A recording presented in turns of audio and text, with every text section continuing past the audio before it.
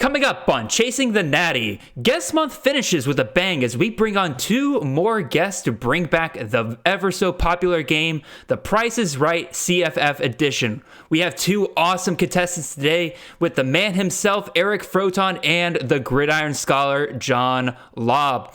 We'll see which one has a better grasp on the ADP of CFF this year in 5 rounds of fun and games. All this and more coming right after this.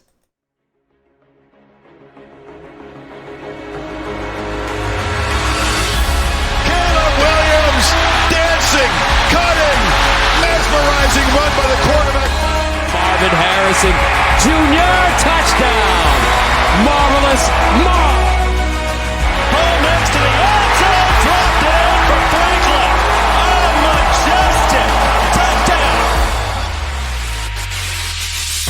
This is Chasing the Natty, a college fantasy football podcast.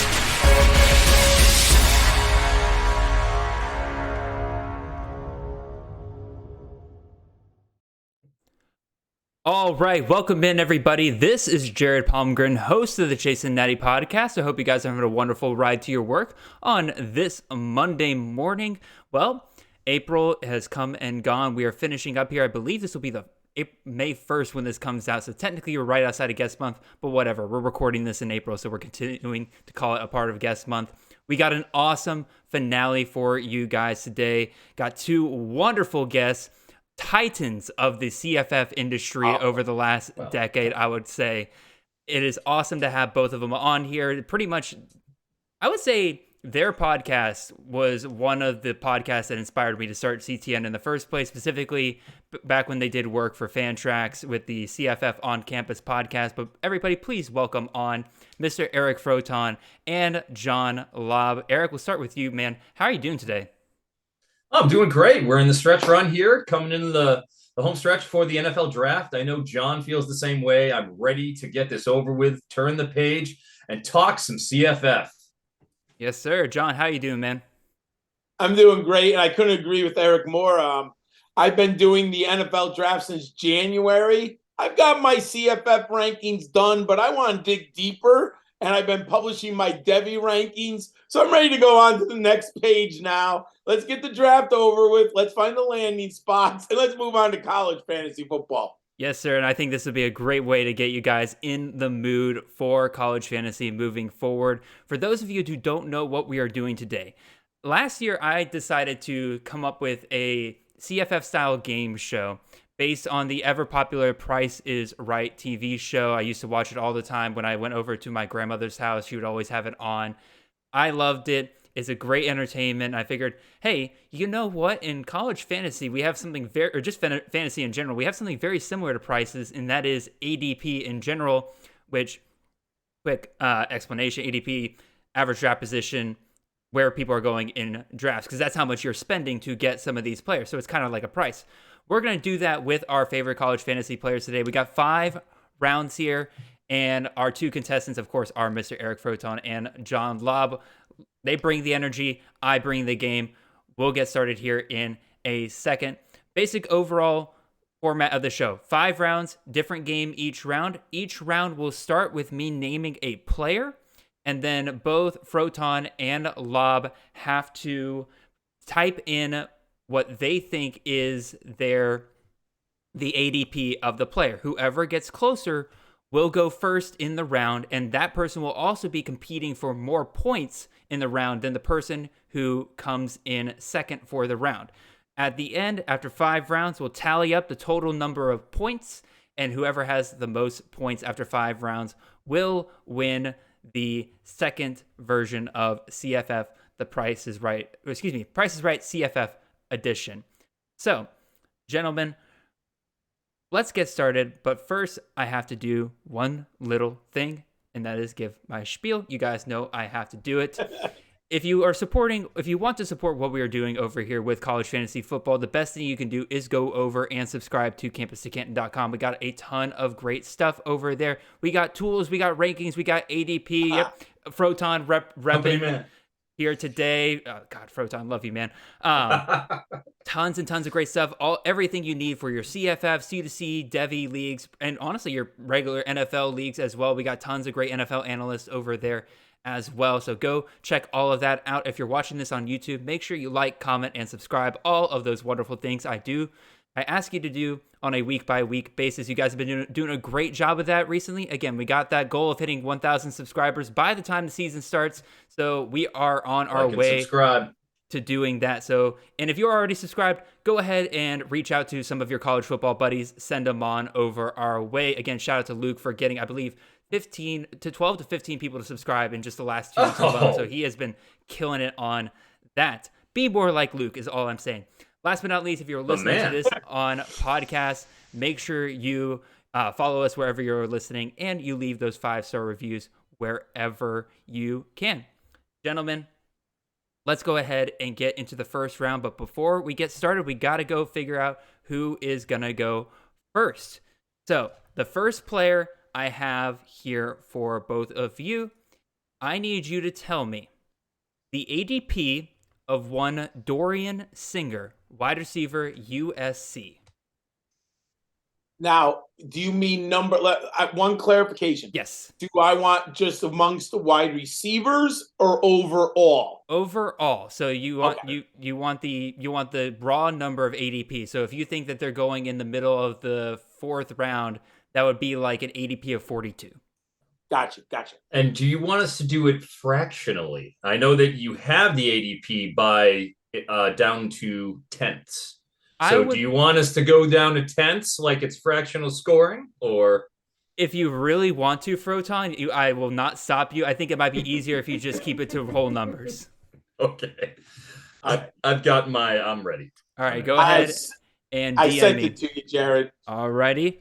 I'm in. Got 1 and got 2. All righty.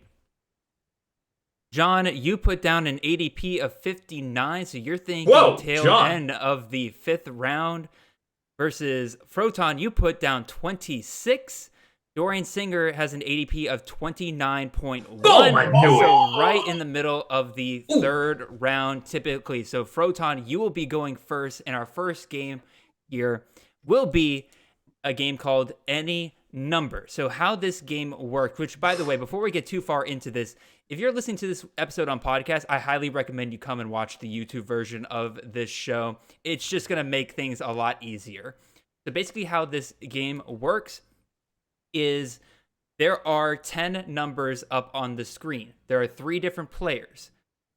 The ADP of all 3 of those players will include one of each of those 10 numbers, so 0 to 9. Froton, you are going to give me a number, and I will show you where it is on this grid here. You have Taylor Green. If you get his ADP, you'll get all 5 points for the round. If you get Jalen White, you get 2.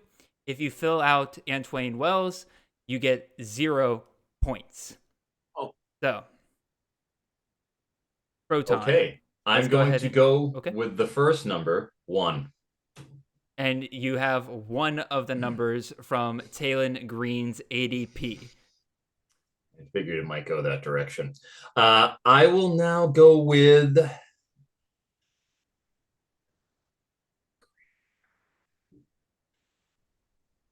Thinking, y'all. I'm going with 0. All right, going with 0. And you have the second number in Jalen White's ADP. So you got 1 number from Taylor Green and 1 number from Jalen White. Okay, I'm going to go with 4. 4. Let's see where we go with that. And you got the second number in Taylor Green's ADP. So you are looking at 2 more for Taylor Green in those juicy 5 points. 0 of the numbers from Antwain Wells' ADP. So you're looking really good here, Froton.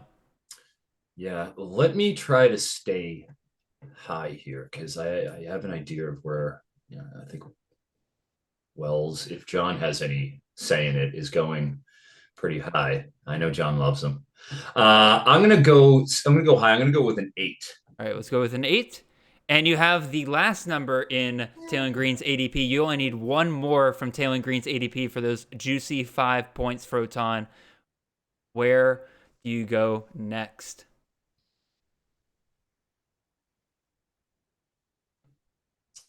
Two. And you have the last number in Antwain Wells' ADP.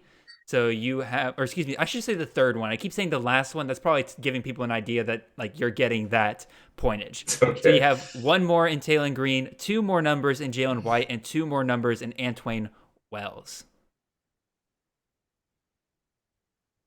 So where do you go next, Froton? 3. And you have another number from Antwain Wells there. So, Froton, you have one number left to get with Taylor Green, but you just picked up 2 of the numbers from Antwain Wells' ADP. Where do you go next, Froton? You're on thin ice here now, buddy. 9. And you pick up another number from Jalen White's ADP. You're going to get some points or no points here on this next guess, Froton. All right, so we're down to 5, 6, 7. I nibbled at the margins throughout the entirety of this because I know that Wells is in that range, that 4, 5, 6 range, and I want to stay away from it. John loves Wells. I know he does. I know he's been taking him so high. I'm gonna go with the 6 because I think Wells is in the 40s or 50s. All right, we're going with the 6. And that's Antwain Wells. 0 points for Froton on that one after starting off so well. We'll go ahead and finish out the numbers here. Taylor Green was going at 145.8 and Jalen White going at 90.7. Unfortunate there at the end, Froton. What do you guys quickly, so this is actually an educational podcast for those listening. What do you guys think of each of these ADPs? John, you didn't go. So what do you think? I think Taylor Green's a steal. I love the Boise State quarterback there. He's like the perfect best ball third quarterback because he's going to hit 35 to 40 points twice. Yep. And I don't have to predict it in best ball because he's going to have that 3 touchdown game. He's going to go bonkers, with like 2 throwing touchdowns, 250 yards. I love him there. Jalen White, I like him, but Georgia Southern throws the ball. It's a pain. I do think he's going to be good. I think they're going to play a little bit more defense, possibly, than they did last year, Georgia Southern. So I like Jalen White. And Froton was right. I love Antwain Wells. Hey, it might sound crazy, but Spencer Rattler was good down the stretch. What if he just takes a little bump forward, not looking for a huge leap forward, just continued improvement? Wells is the best weapon in that passing game. So I do like Wells, especially as a third or second, but love him as a third wide receiver. So, John, I have to ask you, you're not feeling Jalen White, but he was a top 12 running back throughout a good chunk of 2022, even though Georgia Southern was passing the ball a ton. Now, are you afraid that something else is going to happen to him? Because it feels like if they do that again, he should be a good value where he's going right now. Now, if my memory, isn't he a little on the smaller side? Yes, sir. I think he's on the smaller side, and a G5 running back on the smaller side, I always tend to have a little bit of reluctance, and I just don't know if he'll get the touchdown equity that he did last year. If that disappears and we have a change of quarterback, right? We were mentioning Kyle Van Treese before the show. Whenever you have a change at quarterback, you're never guaranteed that it's going to be the same offense with the same pecking order. So I guess there's just a little bit of trepidation there with White. No, fair enough. And O.J. Arnold did look really good in their bowl game with White being out with an injury. Froton, your quick thoughts on these 3 guys? Yeah, I agree with Taylor Green. Absolutely. That's why I went with the 0. I was like, is Green, is he in the 100, range? But no, he's in the 40s, so I was wrong. I think that's a great deal, like John's saying, especially in a best ball format. He runs if it's 4 point per passing touchdown in the archaic leagues that I can't stand, because it should be 6 points per passing touchdown, because I believe in equality, as we all know. Of course. As you do too, Jared. I know you're a disciple. So I think just in terms of those leagues, extra value, great deal at the 145 range. I even think in 6 point per passing touchdowns leagues, that's a pretty good one, because with Boise State, they're the alphas. Yep. Them, look at Fresno State, the turnover they have at that particular program. Everybody's gone except for Malik Sherrod, pretty much. But whatever. I just think you got the dominant primordial beast in the Mountain West, and Green is a great shot. Jalen White, sure, why not? Jared makes a good point. Down the stretch, despite being rather diminutive, that is sort of a smaller backs through the Heltons. If you look at up at Western Kentucky, they typically prefer smaller backs. And obviously, when you have a more passing-oriented system, they want satellite guys. So I understand that tendency, and that makes sense. I do think, 90 is it's higher than I would have pegged him for. I do see in terms of, some of the best balls that we have, which are 2 tight end formats. So that drastically tilts the playing field. You start seeing, Eric All is a 13th rounder, Trent Penix, NC State, is a 9th rounder. You're not going to see that in a 1 tight end league. But so it pushes guys down. But I've pretty much been seeing White in the 110 range or so. So to see that he's 90 is something I certainly have to be aware of, and will certainly adjust if I do want to acquire him. And then Antoine Wells, as stated by John, electric. I'm not hearing the national guys talk about South Carolina as a potential dark horse candidate over there in the SEC, but I think they're going to probably be better than people realize, just judging from the experience they have coming back. Obviously, Froton, you can't say that to a Georgia fan over here. I'm sorry. Well, I don't know if they're going to be challenging the Dogs just yet. Yeah, I'm not getting crazy. Like, they're not challenging the Dogs, but you said dark horse for the SEC. That means they got to beat Georgia. Well, I haven't heard anybody talking about them as dark as I think they're going to be better. I don't think they're getting credit because, look, Kentucky, there goes Levis, Liam Cohen's back, but that's kind of a rebuild. If Georgia's going to be vulnerable, it's now. It certainly was in the last 2 years. At least you have some kind of changeover. So here's your shot. Florida. I don't think Tennessee. Florida is not. I don't know why bother. Tennessee, you're changing over QBs. Is it going to be the Joe Milton show? Does Nico take over? So at least you have some movements. No Bryce Young for Alabama. There's a lot of moving pieces this year that it's usually not like that. Yeah, South Carolina, why not? And Antoine Wells, obviously, he's already a 1,000-yard receiver. That he's going to get the volume. I think you could peg him for about 120, 130 targets. Sure. I feel pretty good about that. So, rock and roll, 63. Yeah. Alrighty. Let's put John Laub on the bench here, or not on the bench, on the spot here with his round of players here. Again, John, including for playing for less points, you also got a little bit harder players to deal with here. You got Caleb Johnson, the running back out of Iowa. You got John Rice Plumlee, the quarterback out of UCF. And you have LeQuint Allen, the running back out of Syracuse, taking over for Sean Tucker over there. But Laub, you get any points here. You take the lead despite not winning the initial bit of the round there. So, John, start us off here. What numbers 0 through 9 are you going with first? I'm going to grab from my competitor there. I'm going to go 1 because I think Caleb Johnson's in the hundreds. So let me go 1. There you go. I have that's kind of the W. I just think that's the easiest one to say. Who's the highest? So let me see. Caleb Johnson, if I think he's 1. I don't think he's a 170, 180, 190. I could be wrong, but I don't think he's that high. So let me go with number 5.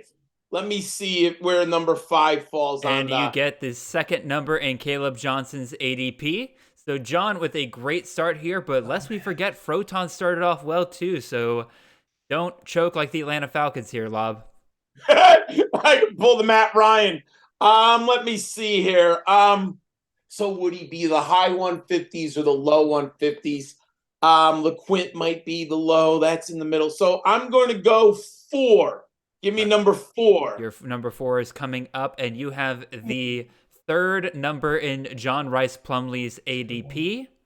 It doesn't help me anywhere when you get the decimal point. Let me try. Let me 6. Let me try 6. All right, 6 coming up, and you have the second number in John Rice Plumlee's ADP. Guess I could get a point. So I guess I have a little wiggle room here because I have got nothing with Mr. Allen. Rice, let's see. So is he 76, 86? Let me go 7. 7. And you have the first number in LeQuint Allen's ADP. But you still have 2 more in that spot. Only 1 more to get in John Rice Plumlee, but still 2 more to get with Caleb Johnson. Let me go an extreme here. Let me go number 8. Number 8 coming right up, and that's the last number in LeQuint Allen's ADP. So, John, you're getting in a little bit of trouble here, buddy. No, now I'm in trouble. Let's see. And a 0 counts, correct? Yes, I can 0 counts. So I know 0 cannot be John. I guess, could you have gone? No, he can't be picked 6 overall. So 0 can't be Plumlee. 70.8, 150. Let me think.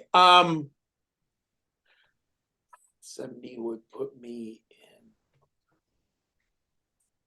Let me go 0. I'm going to try the 0. Hope it's not Allen. And there's the third number in LeQuint Allen's ADP, 70.8. For reference to everybody else, John Rice Plumlee taken at 96.4. And then you have Caleb Johnson taken at 153. Oh, the 3 and the 2. Which is putting him down, I would say, if I'm doing the math correctly here. Oh, my God. That's the 13th round. Yeah, wow. 13th round. Yeah, 12 is 144. Yep. So after all of that, we have a riveting score of 0 to 0. Well done, gentlemen. Froton, we'll start with you. Your thoughts on Caleb Johnson, John Rice Plumlee, and LeQuint Allen here. What do you think of their ADPs overall? Well, first, what I think about LeQuint Allen is his parents missed an incredible NIL opportunity with La Quinta Inns. One more A at the end of that first name, and I bet you that's a 6-figure deal. The way I think he's probably going to be running this year. You know, you have to think about these sponsorship opportunities now with naming rights. 70.8. That's actually, I was just looking at our last. Wait, actually, real quick, Froton, why not just do LeQuint A? And then boom, you got LaQuinta. Oh, wow. What's his middle name? I have no clue. That's a great name. Hopefully we can get this out to him, and maybe he'll, we'll be able to help out our friend, Mr. Allen. But I did want to point out that in the last best ball draft, we've done 5 of these with a crew of the intelligentsia. And Mr. Allen, as stated, it's the Illuminati of CFF. The Illuminati, yes. Illuminati of Bohemian CFF. Grove. We all got together, and we're doing our things here. There's a big owl that we have. Anyways, LeQuint Allen went the end of the 10th round. That's crazy. All right, now we have 2 tight ends, obviously, and that does push guys down because you have to take tight ends, or you just. You're holding the bag with 2 spots a week, and good luck. You just can't do it. You can't win. So that pushes them down. But gosh, going from 70 to the end of the 10th round in a 12-team league, that's 120, exactly. Wow, that's 50 spot difference in ADP. And apparently I have to make some adjustments with my next draft here. Yeah, absolutely. Laub, your thoughts on Johnson, Plumlee, or Allen? I like Caleb Johnson. I mean, did he get over 100 or 1,000 or was it 900 yards? Like he was close, right? Yeah. And the Iowa offense, could it be worse? I mean, it would be hard to say that it's going to be worse. So you're looking at historically a run-based offense and getting the start. I think he'll win the starting job. I don't see the depth chart offering any real competition. So I'm getting a starting running back who, if he's healthy, should have 1,200 yards and maybe 8 to 10 touchdowns. I think I've gotten Caleb Johnson on 2 of my 4 teams because he's come at a very fair price. Yeah, so Johnson broke 800 yards barely last 800. year, but 6 touchdowns. And again, he was a true freshman, so he's gonna have to work his way into that starting lineup. Dude was an absolute monster down the stretch for them. Come on, ESPN, Yeah, big's down the stretch. I can pick it up. Go ahead. 200 yards against Purdue. There you go. There was perfect. Yeah, he blew up from pretty much from October 29th, where he had 14 for 88 against Northwestern and kind of took hold of the room because it was Gavin Williams. It was that hodgepodge. But once it seemed like that October 29th game, from that point forward, it was his show. Yep. And other than, an 8-carry, 43-yard performance against Minnesota, which had a lot to do with game script as opposed to, talent. It was that is a rock fight of the highest proportions and not something that you really want to watch. If you can avoid it, nobody wants to see that game. So hey, forgive him. Eric, that was the Neanderthals versus the Cro-Magnon. Oh my goodness! That was just everybody lost. Punch in the gut. Yeah, anybody watching lost. I don't even. Well, the good news is for Caleb Johnson is if Brian Ferentz is going to get to that 25 points per game, he's going to be a huge part of it because I don't know if they know how to throw to anybody else besides the running back or the tight ends. Yeah, so we'll definitely see. And I took Caleb Johnson in the last draft that I had, as discussed, in the 13th round. So that was pretty much at ADP, dude. And I think that is probably, just for perspective, a few running backs taken beforehand. Jacavius Marks, Helani, John Lee Eldridge, Air Force, and then Caleb Johnson. So those are that's the range that we're talking about there. I think Caleb Johnson's a pretty good shot, especially with Helani got GT. Yeah, great shot there. I have what I call break in case of emergency running backs, where if I don't like my start at running back, there's always a couple guys I can look for in the early teen rounds. Caleb Johnson's absolutely one of those guys. Amen, brother.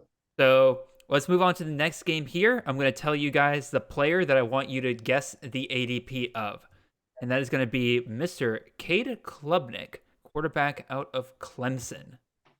So whenever you guys are ready, send that over to me. Cade Klubnik coming in with Garrett Riley at offensive coordinator now, took over after DJU last year, just providing some context while these gentlemen are thinking it over. I got one. I got two. Ooh, this is close, gentlemen. John, you gave me an ADP of 44. Eric, you gave me an ADP of 86. So you guys are thinking very differently. It's actually right in the middle pretty much of you two. But John, you barely are closer. It is 66.2. Squeaked it out, Eric. Johnny. So, John, you were 22 away. Eric, you were 23 away. Actually, it was even closer than that because of the 0.2. So I think it's John was 22.2 away. Eric, you were 22.8 away. So, Laub, oh my God, good job, Johnny. You got me. You're going to get to go first on this next game. And this next game is one I like to call the people versus the experts. No, this is not one of your traditional Price is Right games. But I think it is fun to always compare what experts are ranking these guys compared to what the public is doing with ADP. So what's going to happen here is I have 3 players up on the screen. I have their expert consensus ranking so I have Malik Hornsby here.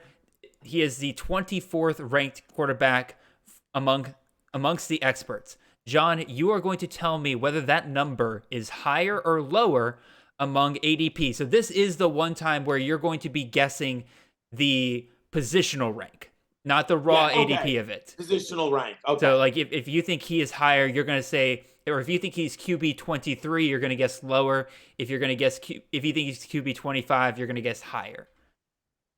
It's not going to be that close. I'm just letting you know right now. I'm not going to do that to y'all. But John, Malik Hornsby, quarterback 24 among experts. Is that higher or lower amongst ADP? I believe that the number is going to be higher. I don't think the common CFF fan, just the casual one, knows who Malik Hornsby is. So I'm going to say higher. Alrighty. Ryan O'Keefe, wide receiver at Boston College, coming over from UCF. A lot of people thinking he's going to take over that Zay Flowers role over there. Amongst experts, he is the wide receiver 34. What is he, or do you think he's higher or lower amongst the ADP? Great question. Difficult player. BC is kind of in the news with Zay Flowers. O'Keefe had some really good seasons at UCF. So I think he's a known commodity. And if you're going off production only, I think you'd be impressed with Ryan O'Keefe's numbers. I'm going to say that the casual layman is lower on Ryan O'Keefe. Sounds good. By the way, I should explain the scoring for this one. So basically what's going to happen, if John gets all 3 of them right, he will get 5 points. If he gets just one of them right, he will get 2 points. And then if he gets 2 of them right, he gets 2 points. And then if he only gets 1 or none of them right, you will get 0 points. So last but not least, John, you have Raymond Davis, running back out of Kentucky, coming over from Vanderbilt, taking over for Chris Rodriguez. Currently the RB17 amongst experts. ADP-wise, is that number higher or lower with, the ADP? So this is interesting. I've probably been watching Raymond Davis forever now. I've been a fan since he was at Temple, was his 5th year. He better get a master's after all this. And I like you, Mr. Davis. I just hope your son's taking advantage of the opportunities here. I'm going to go that the casual fan does not know that he is even at Kentucky, maybe. So I'm going to say it is higher.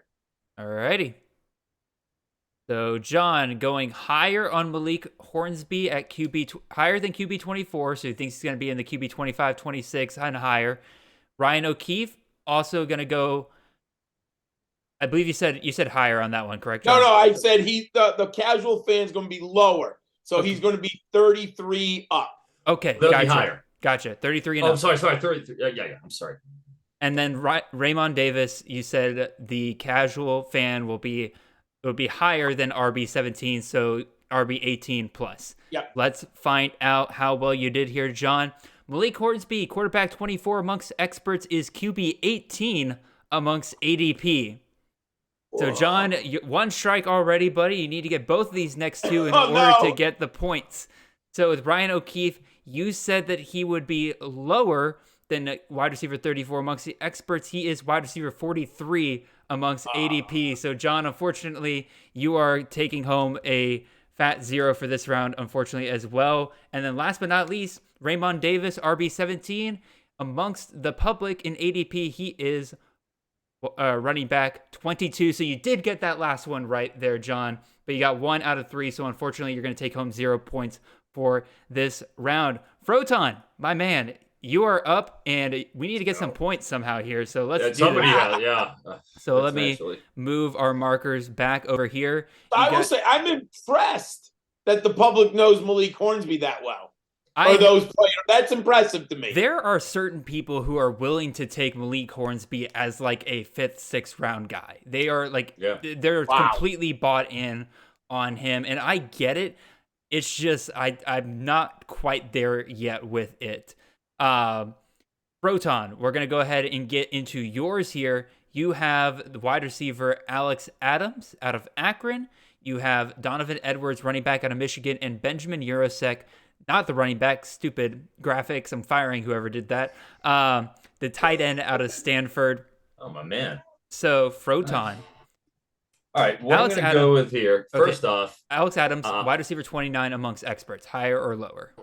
Well, first off, I want to get to Malik Hornsby. He went with the 5-10 pick, 5.10 in the recent expert draft. It was Greg Brandt. Debbie Warehouse on the Twitter machine. Greg is excellent. He's one of the best in the business, in my opinion. And what number was that? He's been going. That was the 5th round, 10th pick. So that's in the experts. He's, because of the rushing, he's going to run. Greg's good. Greg's good. Very good. He could have that sort of a Malik Cunningham 2021 effect where he ran for over 20 touchdowns. So that's what they're looking at in CUSA, getting a feast on those bad defenses. Hey, we don't care that he's not in the Power 5, so it doesn't matter. That being said, getting back to where we're at, Alex Adams, I'm going to go under Wide receiver 29. I think he's going higher than that. Alrighty, so you think he will be wide receiver 28, 27 plus? Yes. Donovan Edwards, running back out of Michigan, the ECR running back 23, higher or lower, Mr. Froton? I will be going lower again. I think he will be selected. All right, so you think he is going as the RB 22, 21, that Correct. direction. Again, I'm just clarifying this for everybody who's listening. Wow, you know what? Ooh, I'm in Benjamin trouble. Jared, Jurasek. I like the unders here. I'm going all unders. Okay, so I guess this is like me in the props where I think it's a bad slate. So I'm going under. All righty, and just to clarify for everybody, because Froton's going second, he is playing for a lower amount of points, so 3, 1, and 0. Same deal with John. If he gets 2 of them right, he gets 1 point. If he gets all 3 of them right, he gets the 3 points. And then if he gets 1 or 0, he will get 0 points. There's my Urasek Bowman University gold autograph. Here we go. Come through for me, Ben. All righty, let's go ahead and get started with the first one. Alex Adams, ECR wide receiver 29. He is ADP wide receiver 23. Here we go, Johnny. I'll be real, Eric. I'm impressed you got that one. That one I was shocked by when I looked it up. I would think a wide receiver out of Akron would be going later. So good job to you on that one. He's too good. He's too good to go later. I knew. Oh, yeah. Donovan Edwards, running back out of Michigan, ECR, running back 23. Amongst the public, he is running back 31. Froton, you are 1-1 so far. In order to get a point here, you got to be correct on Benjamin Urasek. Okay, in my defense, okay, in the last draft, I know this. Take a drink, everybody at home. It's pretty much we're at that point. Judkins, Ellie, Corum, Sanders, 1, 2, 3, 4. Allen, 5. Carson Steele, 6. Cooper, 7. Trey Benson, 8. Donovan Edwards was the number 9 running back taken in that expert draft. Crazy. Taken by last year's winner, Clint Carlson. So Clint Carlson did the best out of all our drafts last year in a best ball format with 2 tight ends. He took him in the 3rd round. Hey, I'm just going by what I'm seeing here. Yeah, RB31 is wild. As we can see, the experts are higher on Edwards than the public is. Hey, so just letting the public know. All right, last but not least, Benjamin Urasek, ECR tight end 11. He is going in ADP as the tight end 5. So Eric, you get our first point of the game. After 2 rounds, we have a thrilling... There's my Ben. There he is. One more time, just for you, Ben. Gold Bowman U. Thrilling score of 1-0. Well done, gentlemen. A commanding 1-0 lead at that. Laub, you want to comment on any of these 3 guys real quick? I love Alex Adams. I think when remember we did the mock draft back in what was it, February or March, Jared, and you asked us to record. I had mentioned that I had gotten Alex Adams way back then. I think he was 1,000 yards. The Akron's going to play from behind. He's a good receiver. It's a transfer from a Power 5 school. Yeah, so I'm all in on Alex Adams. Very nice, very nice. I just realized a brutal mistake of mine, so we'll figure that out here in a second. But for right now, that finishes up the second round. We're going to go ahead and have you two put in your guess of the ADP for the next round. We can figure out who goes first there. We are going to have you guys guess the ADP of one tight end from Texas, Jatavian Sanders. Not a tight end premium, right? Just a regular tight end league. This might be difficult for you all since I know Froton, you've been doing this tight end premium. My perception leagues. is skewed of Mr. Sanders. Oh, God, he's probably really high in a tight end premium. Oh, he probably goes like second round. Yeah, he's a second rounder, or sometimes a first. I think he was a back end first in this one. He's. I will at least confirm. Yes, he went with the 3rd pick in the 2nd round. So yeah, that not a good comp. No, I would not guess that ADP. No. I'm going to go with. Again. All right, I'm in. All right, you got your number in. All right, there we go. I'm probably too high on. It's got to be lower. I know. Laub, you put in a ADP of 65. Eric, you put in an ADP of 72. Jatavian Sanders has an ADP of 79.9. So Froton, Wow. you get him. He has been going around the 6th, 7th round in a lot of drafts that I have been doing. Typically with tight ends, you see Bowers come off in the late second. Shoot, he's been going almost first round, even in non-tight end premium leagues recently. Gosh, really? Yeah. Oh, wow. Yeah. I get it. It's been crazy. He's the guy. Keithy, you typically see come off around like the 4th round, maybe 5th round. And then Sanders is that next guy that comes off around the 6th, 7th round. And then you have your smorgasbord of tight ends that come off around like the 10th round. Yeah. And it's all crazy from there. So, Froton, my man, you have... I won. You did win. So let me fix my mistake real quick before we head over to our next one here. We are going to play a game known as Pathfinder. And so how this game works, for those who are not listening, is there's a 5 with by Nate last year. There's a 5x5 grid of numbers here. It starts with the red square in the one space in the middle. These are guys whose ADPs are in the hundreds. So you're talking about guys in the 8, 9+ round range. What's going to happen here is you're going to start in the 1, and then we're going to move either up, down, left, or right. And you have to guess the next number in the ADP of this player. If you get it wrong, you can use a lifeline. Each one of you is going to get 2 lifelines to get through this. This is an all or nothing game. If you get it, you get all of your points. If you don't, you get 0. So, Eric, you're playing for 5 points here, and the player that you are trying to guess the ADP of is somebody who has popped off in a lot of people's minds since this last week's spring games. One Shedeur Sanders, quarterback out of Colorado. That's a tough one, isn't it? Yes, sir. Because there's so many factors that go into play here. Because you have the hype train. That's so important, but it's still to be fair, Colorado. All this ADP came before the spring game. Yes. It's still Colorado though, so it. Now you can't go diagonal, right? You cannot go diagonal. No, you got to go in the box. Okay. Yeah, that wouldn't be fair if I gave him 2 8s to deal with.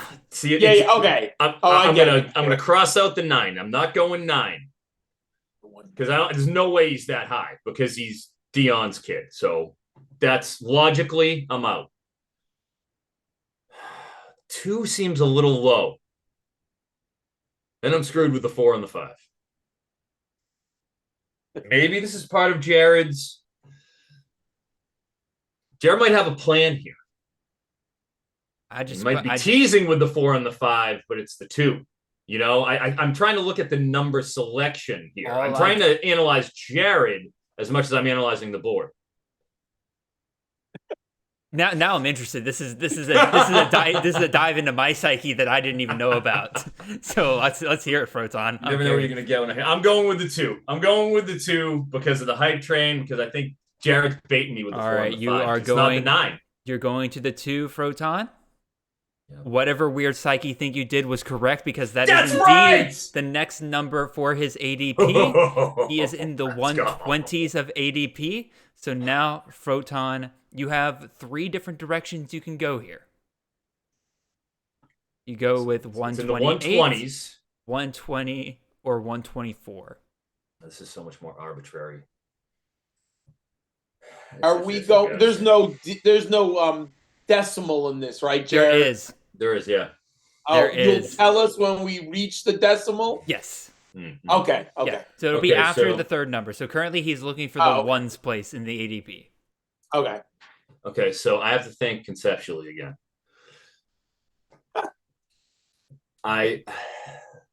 If I go with the 0, then Jared only has 2 options to go there. And I don't think he wants to, from a build standpoint, pigeonhole himself into the 0. Because then it's only 5 and 1. I would say you're acting like I'm not a nice guy here, Froton. Like, what if I did that? Okay, yes. Because it's the decimals place. That is true. It is true. All right, this is the process.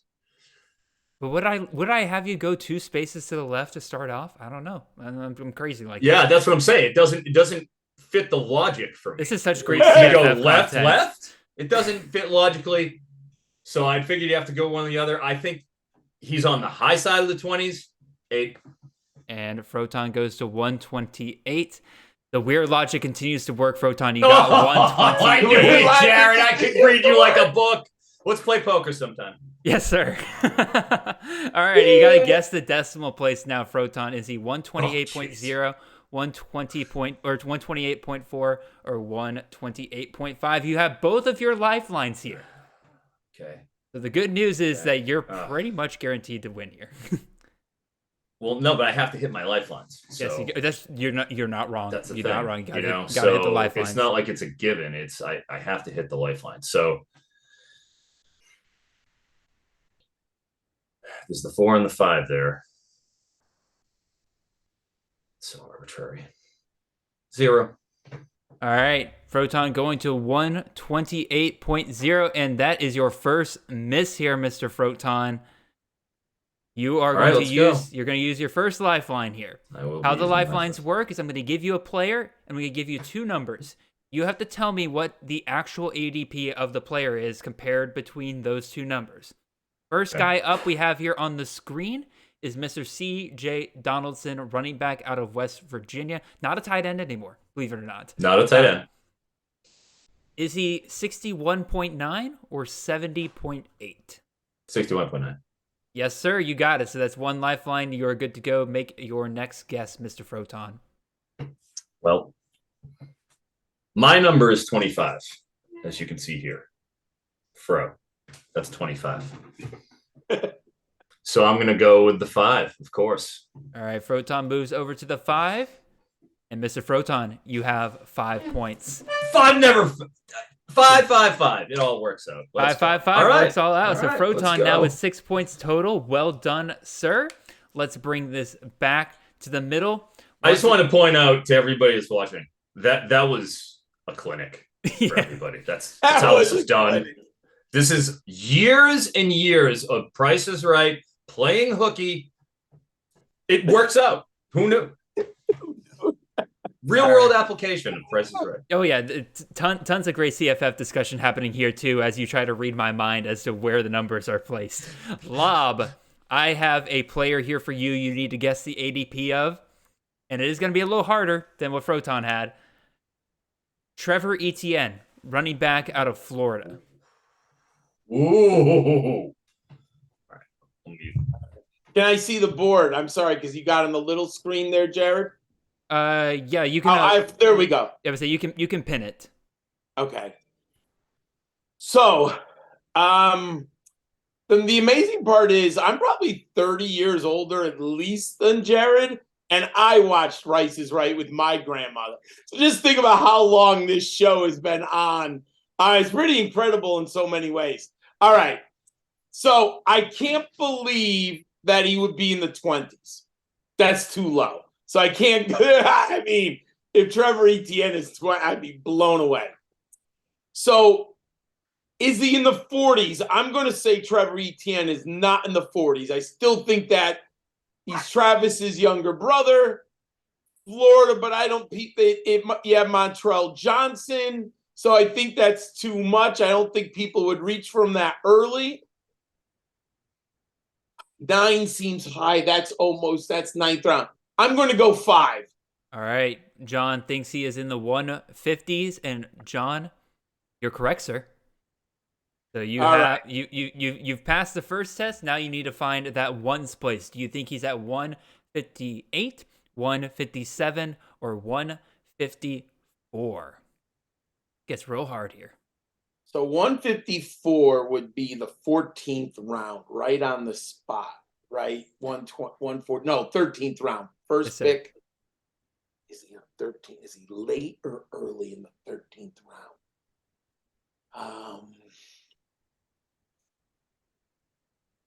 Let's see. Then he would be 3-9. I guess it doesn't matter. Decimal. You know what? I think he's more to the back end, so I'm going to go 7. All right, 157.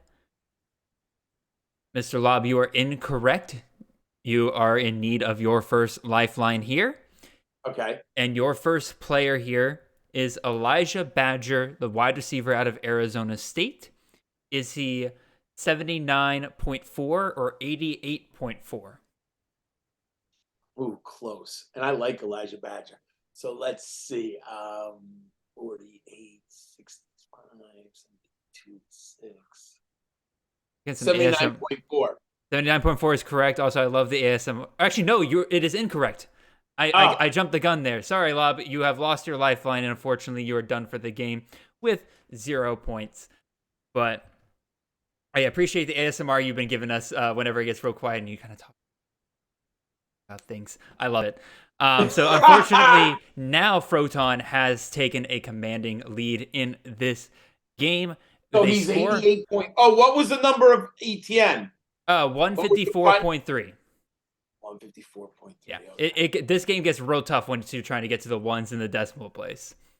Alrighty, gentlemen, we are going to move on to a absolute classic when it comes to The Price is Right. But before we get to that, I'm going to need you guys to tell me the ADP of one Jace McClellan, running back out of Alabama.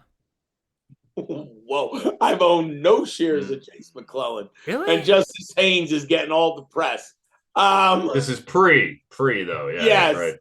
I know. But yeah, he's in the news. So wow, he could drop so far after this. I will take that discount all day long. I'm a big believer in Jace McClellan this year. The price is probably his ADP is probably pretty low, so you might be right on that, Jared. I'm going to type in a number. It is sent. All right. Oh my God, John. John, buddy, you're being a world for a surprise here. So, Froton, you put 56. Lob, you put 120. You think this man's going to the 10th round? Yeah. Whoa. His ADP so Alabama starting running back pre-spring? Yeah, but I guess I have no interest. So I haven't gotten him in any of my 4 drafts. I just 42. So tell me what he is. 2 is his ADP. So I was high. So John, you overshot him by about 80 picks. So Froton, you'll be going first here in the absolute classic game of Plinko. And for those of you who don't know how this game works, how it is going to work is I have 3 ADPs on the screen, and I'm going to list off a name of a player. Froton, you're going to tell me which of the 3 ADPs corresponds with that player. If you get it correct, you will get 1 Plinko ball. You can get up to 3 Plinko balls that you then put in the game for points. Once again, you can get 0, you can get 2 points, or you can get 5 points. So, Froton, go ahead and tell me which of these 3 ADPs corresponds with 1 Jaquavius Marks, running back out of Mississippi State.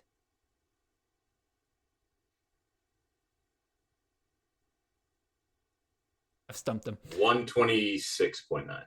That is correct, sir. That is absolutely correct.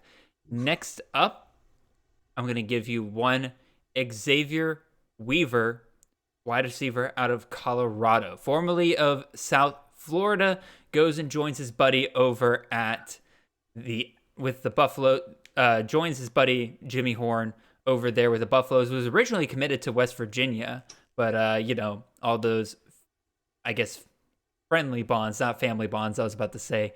So Froton, which ADP corresponds with him? 154. That is incorrect, sir. So you still have your 1, and now you have your chance to earn your second one here with 1 Cameron Ward, quarterback out of Washington State, gets an upgrade at offensive coordinator there with Ben Arbuckle. Looked really good in the spring game with 1 DT Sheffield there, who is basically going undrafted in a ton of leagues right now. He's going to be shooting up draft boards here pretty soon. Froton, which ADP corresponds to Cameron Ward between 126.9, 107.2, and 150.4? 150.4. Yes, sir, that is correct. You have 2 Plinko balls. So, Froton, you are going to choose. Let's go. I've never played Plinko before. So, which one do you want to drop it down? As we discussed, lucky number 5. All right, going down lucky number 5. Good to me. You will get the highest of the. Hey! Let's go! I knew it! Gets 5 on the first round. Golly, well Lucky done. number 5. Well done, Froton. Woo! Wow! I'm really excited now. Wow!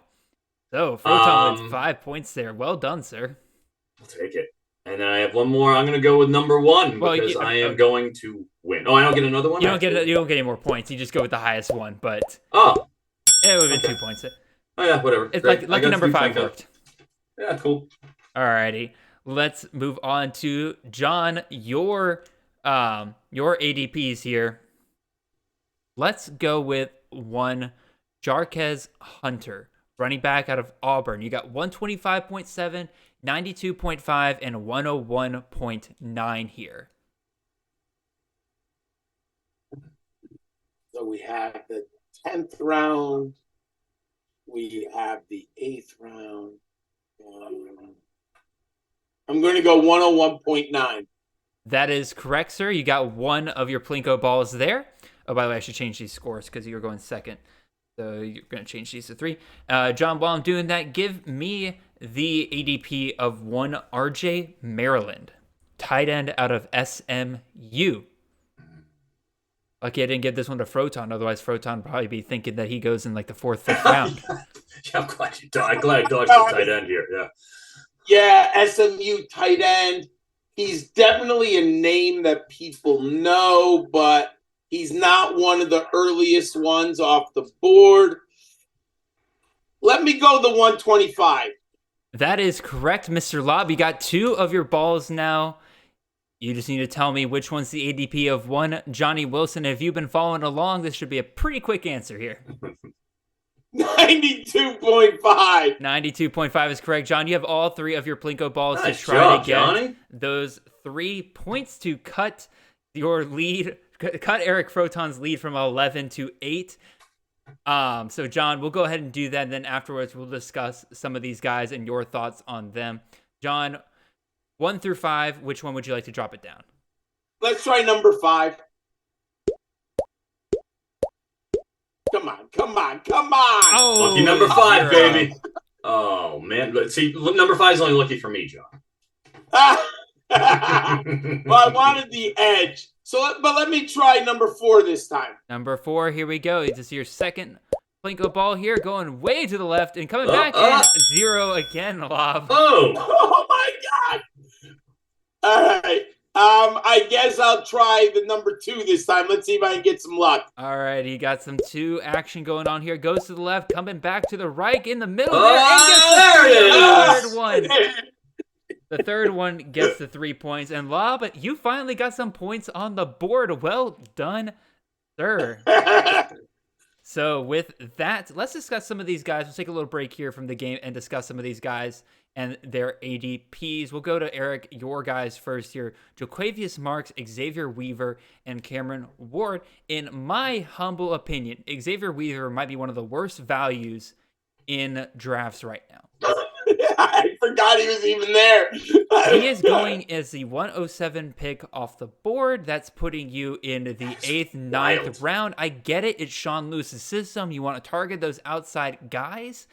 But what have we heard from Weaver from this spring that gives us any indication that he is that guy? Now, unlike the rest of the Colorado roster that is transferring out, he did come transferring in. He's clearly one of the guys that Dion brought in. But it's so hard to guess what's going to happen with that wide receiver room. I discussed this last week with Kevin Coleman. Travis Hunter is one of Dion's face of the franchise dudes. He is, like, even if he's not going to get the number of snaps that a typical wide receiver is going to get, you know for a fact Dion's going to want to get as many touchdowns as possible for him and Shador, because those are the kids that run his team. I don't see that with Weaver. Again, Weaver could be really good, but I think there's way too much uncertainty to be taking him in the 8th, 9th round. What do you think of that, Froton? Yeah, well, isn't Horn over there too? Like, it wasn't like they just transferred in Weaver and there's no one else there, you know? Obviously, Jordan Tyson is now transferring out, like you said, like everyone who is a former CU Buffalo under the previous regime. So, yeah, I mean, I guessed at 120 because I didn't think he was going that early, 150. you know? I'm sorry, I guess 150. My apologies. I guess 150. So it's like, well, that is he going that early? I think that's a market inefficiency. Yeah, I don't have any shares of them. No, I don't either. What about Marks and Cameron Ward? What are your thoughts on them, Froton? Cam Ward, that's a great deal at 150, frankly. Yeah. I've actually been, as you could tell from the back there, I've been evaluating kind of the collegiate card market lately, and kind of you looking at what the markets look like. I just like doing market evaluation, anyways. You know that. Yeah. But Cam Ward, I look at out in terms of just market value there. Like nobody's talking about Cam Ward. You just had Zach Arbuckle head in. I mean, I was one of the guys who was down on Ward last year because everybody was ranking him in the top 10. And I'm like, all right, let's pump the brakes a little bit. But I'm in the position where I'm on the other side now because what's 151, as the ADP there for Zach Arbuckle, coming out of the Western Kentucky system, the Kitley tree, like a direct descendant of it, going over there to Washington State. And we've seen that's their identity. They want to sling the ball around. They want to recruit wide receivers to come out there and sling. And they've been doing it for a decade since Leach was there. It's now what they do. So why would they change that? Just because they had a down year. Morris is out. He's not the OC anymore. He came in for a one and done. I'm willing to go and take a look and at least gamble on a QB 3-4. You're probably looking at QB 4 at that point. That's a great deal. All right, let's put Laub's ADPs up here. Laub, you had RJ Maryland, Johnny Wilson, and Jarquez Hunter in that order up on the screen there. What are your thoughts on some of those guys? I love Jarquez Hunter. I'm all in. I think I got him on 3 of my 4 teams so far. I'm going for upside. What was his ADP? I forgot the number that he was in. 101.9. That's about 8th, 9th round. I'm getting it. I would have guessed 92. Yeah. To me, to get a running back in, oh my God, the coach from Liberty. What is Freeze Chadwell? Which one? Freeze or Chadwell? Freeze. Yeah.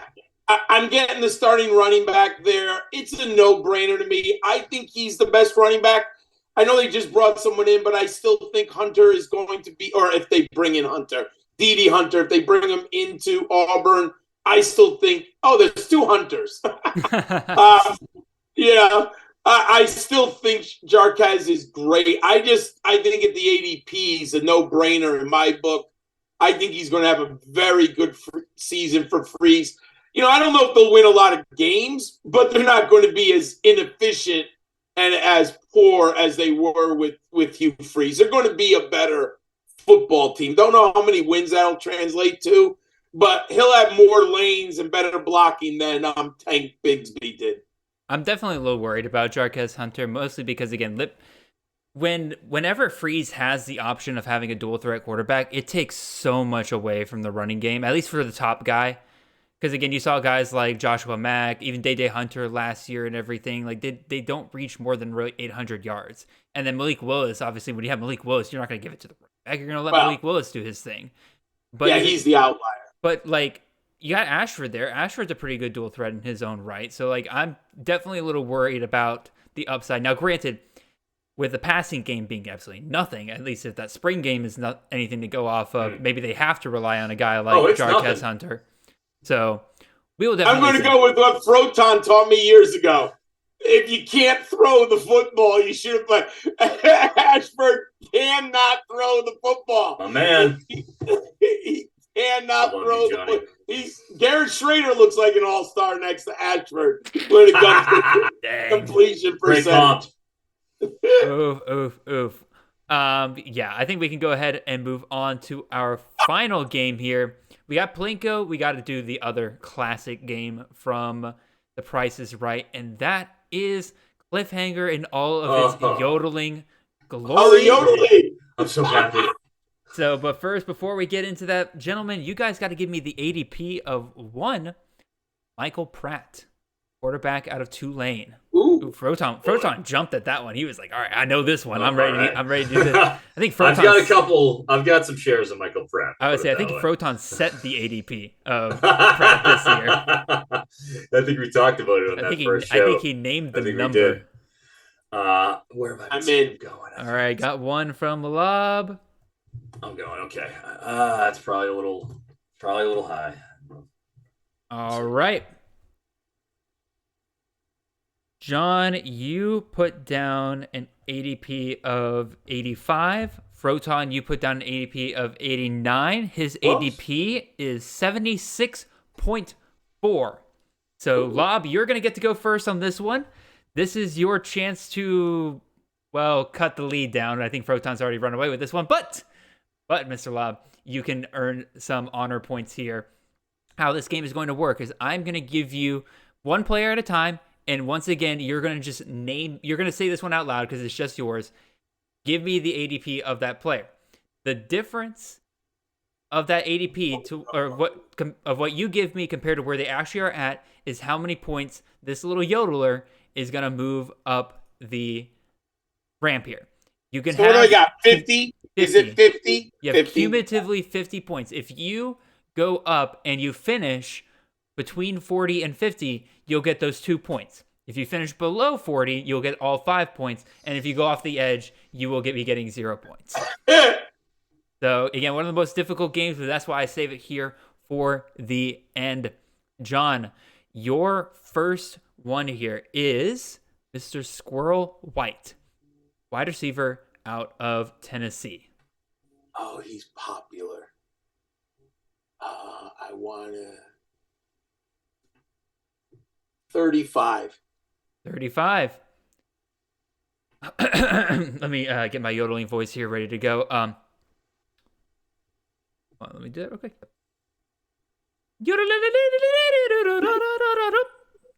There you go, John. Whoa! How many players do I get? You get 5 players. Okay, so 5 players. Very good start for Laub so far. You only were off by roughly 3. His ADP is 37.8. What do you guys think of that ADP real quick? A little high for me, but that's just... The Deontay Thornton, I think, is a better price for the Tennessee passing game. I also have my questions about Joe Milton, but that's another story for another show. Interesting. But you were all in on Hendon Hooker last year. I was all in on him, but I'm not all in on Joe. I've seen a lot of Joe Milton. That's true. Oh, what? Froton's bringing out another card. What do you got? Oh, Froton? yeah, we're talking Hendon Hooker now. Yes, sir. Give me some. There you I go. Love it. Absolutely, little Hendon Hooker. Yeah, I'm with, who were we just talking about? Who's the player? Squirrel White. Squirrel. Oh, I'm sorry, Squirrel. Yeah, you know what's interesting about it is we're kind of projecting him to have the same impact that Jalen Hyatt had out of kind of the slot adjacent role. Yep. Last year, and we had Cedric Tillman injured. So there really wasn't that dominant alpha outside threat, and he was able to produce over 1,200 yards on just 87 targets. There was only 2 guys, to my recollection, that had over 1,000 yards with under 90 targets, and it was Jalen Hyatt at 87, and he had 1,200 yards. So think about that juxtaposition. And then it was Marvin Mims, who I believe had it was the 2 of them. Actually, I think it was flipped. I think Hyatt had 82 targets and Mims had 87. So I just wanted to demonstrate. It's like, that is such an amazing outlier to get 82 targets and to put up 1,200 plus yards receiving and 12 touchdowns. I mean, my God, you're not going to be able to do that at that volume again. It's just facts. Take out the Alabama game and his numbers are even worse. I know, man. It's and Alabama strategically screwed up. They put a safety on him. So and all the Tennessee guys are getting drafted. Thornton, Brew, it's anybody who's there. Anybody could be good. So who's getting it. I'm questioning. I guess I got to defend Squirrel here. I got to defend Squirrel. I like Squirrel, and here's the thing: the reason why I like Squirrel probably more than any other receivers. Now, granted, again, I agree with you. There's a lot of value, and I'll get to one guy in particular I think there's really good value on. But Squirrel White's like the one receiver that Joe Milton can't outthrow on this team. He's an absolute he is wheels speedster, and so I think they're absolutely going to take advantage of that. Advantage of the fact, and again, that's how Jalen Hyatt, like you said, the efficiency was there for Hyatt last year, and it's hard to project that again. But when you got a guy with wheels like Squirrel White, I think it's a lot easier to project that compared to, if Joe Schmo was entering the slot this year. Now, in terms of the guys that value, I don't like Dante Thornton. I think even he's still going a little high for me because I don't know that he's one of the starters yet. But Ramel Keaton, that's a guy you can get some value on right now. He's a veteran player for the Tennessee program, did really well in the game against Clemson. I think I just grabbed him in like round 20 of a basketball league recently. And like Dante Thornton's a guy that goes in like the low teens, like maybe even like round 9, stuff like that. It depends on who you're drafting with because some people really love Dante Thornton. I like the talent, but there are Dante Thornton stands. And then there's Brew McCoy stands like Chris K. But even Brew McCoy goes in like the 10th to 12th round and everything. But Ramel Keaton, veteran in that program, did well last year. I think he's definitely a value to look for there. Anyway, let's move on here. Laub, Aiden Robbins, the transfer running back from UNLV to BYU. What is his ADP? And I like Robbins. What was he in the best ball league? I had him in my queue. And I think he was when I had him, he was a pretty good, I liked the value. And then he got plucked one before. So I'm going to go 63. 63. Alrighty, let me do that math real quick. Alrighty. Laub, you're killing it so far, dude. He has an ADP of 65.2. So you, my friend, have accumulated roughly 5 points total, and you got 3 players left to go here. Obviously, if you keep doing this, Laub, you're gonna earn those 5 points here. Woo. Laub. Next player here. We'll go through one more player here before we discuss the 2 players. Okay. Jaheim Bell, tight end, Swiss Army knife, whatever you want to call him, out of Florida State. He was so hot last year, but he's not going that high this year. He's definitely going later than I think. And I loved Bell last year. I'm going to, this is going to be hard. I have a wide range of, I could blow it here. I'm going to go 115. Alrighty, 115.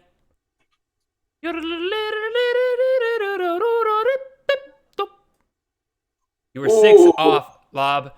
He is going at 120.9. You got. Oh my God! I was going to say 120, and I wanted to go conservative. Dude, Laub, that's freaking incredible, dude. Like, Froton's just kicking it back. He's like, I'm just going to let John do his thing right now. This is like, great. This is absolutely incredible. 11 points after 3 players.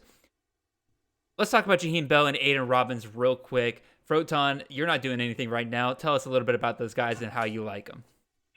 Oh, sure. Jaheim Bell is a guy that I literally just drafted in the 2 tight end league as my numero uno. I took him the 5th round. Oh, 5th? That's a pretty good deal. So just for perspective, Luke Lachey, RJ Maryland, Corey Dyches, Tanner Koziol, and then Jaheim Bell. That was the lead up. The 4 tight ends taken before Jaheim Bell.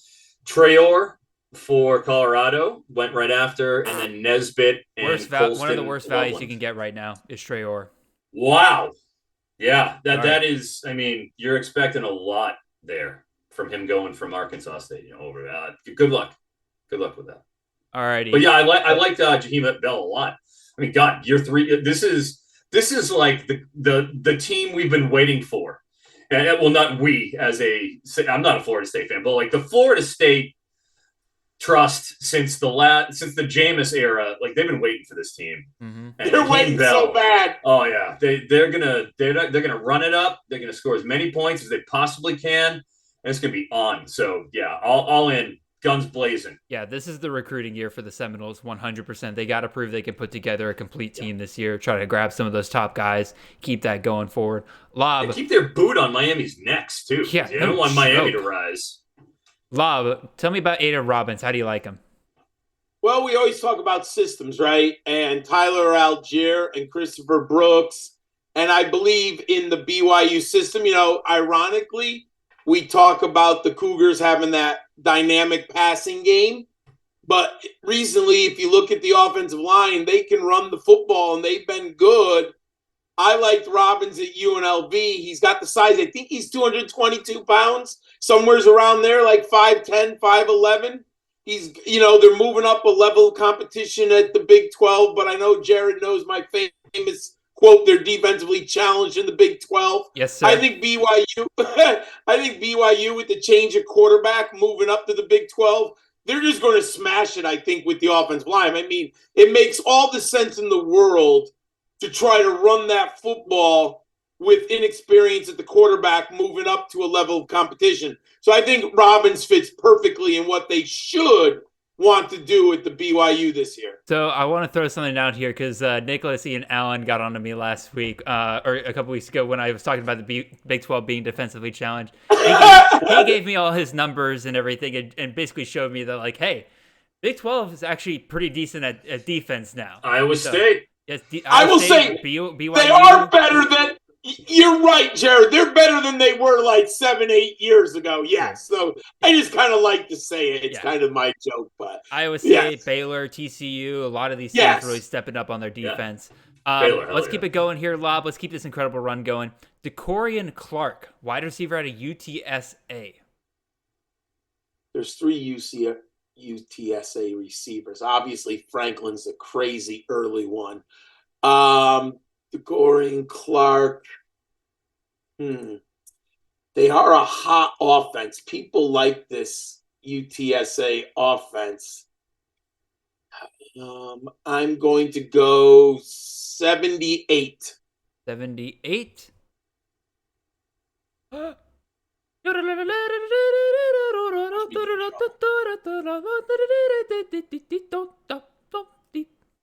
at 30, Laub. You're off by 19 on that one. He's going a little bit higher than what you're thinking. He's currently ADP is 58.9. Wow, they even like him more than I thought. So tail end of the 5th round there, pretty much for DeCorian Clark. Now, to your credit, Laub, I've seen him go lower. I've seen him go higher. It really depends. He's one of those with a pretty wide range of ADP there. Laub, this is the moment of truth. You can get this one right, and you get your points. If you're within 10, you get all 5 points. If you're within 20, you will get 2 points. If you are over 20, though, you are off the cliff, sir. So tell me the ADP of one Jaleel Farouk, wide receiver, Oklahoma. Ooh. Not a guy I've been targeting, but he's a name. Oh my God, he's a name out there. Oklahoma. He's probably at the top of the depth chart. Oh my God, I got to be within 10. I prefer, but I'll take 20. Jaleel Farouk. And wide receiver at Oklahoma. Marvin Mims moving go, on. 68. 68. Let me do that math real quick. That's bad. He's got to do the math. You start off so well, Laub.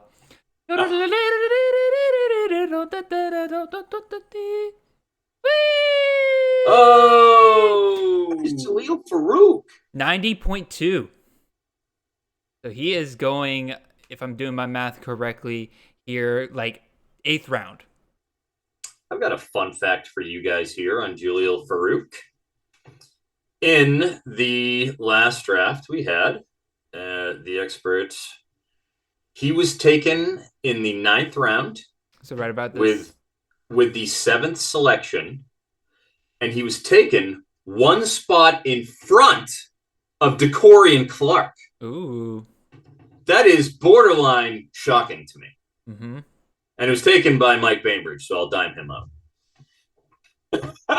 So, John, unfortunately, you went just a little too low, because if you had guessed just two spots later, you would have been still on there. But unfortunately, Laub, that is 0 points for you. You started off really, really well there. But again, this game is meant to be hard.